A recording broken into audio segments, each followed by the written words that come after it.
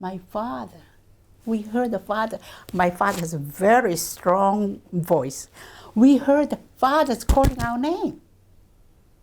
So among the hundred thousands of refugees tried to cross the border, cross the river, we met father there.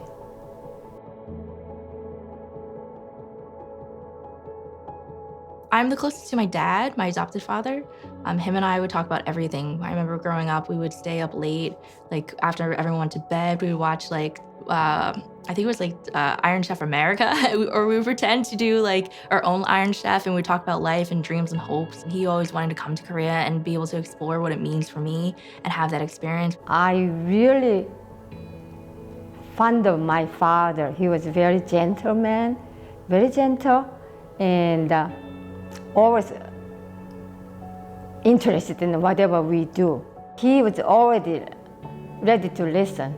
One of the decisions that my dad had made was that he wasn't going to bring us to Flushing, which is where most Koreans live now. Instead, he was going to bring us to the Bronx, which he felt would help us in adjusting to a new society. And he didn't want us growing up speaking Korean the entire time and not really learning English.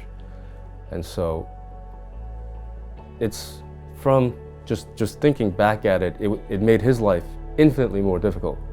My dad struggled in this world because he was an immigrant man, Korean man, trying to make it in a white man's world. I didn't understand how hard it would have been for him to be as smart as he was, and he was a brilliant man, to be as gifted as he was, a brilliant artist, and to be put down by someone he thought was less talented than him, to be yelled at, to be bossed around. My father, because of him, I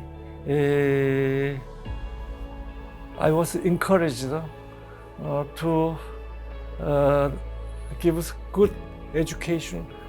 First son. The thing that I've always loved about Grandpa is that, I will, when there's a big decision to make, I'll think about all the pros and cons, and I'll think about all the permutations of what ifs and this and that. And then I'll talk to Grandpa and he'll be like, no, just go for it.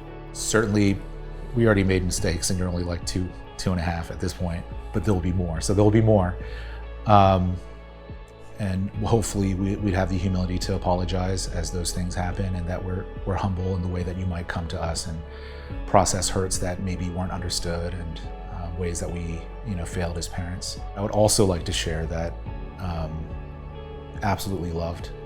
You're known and loved from the very beginning,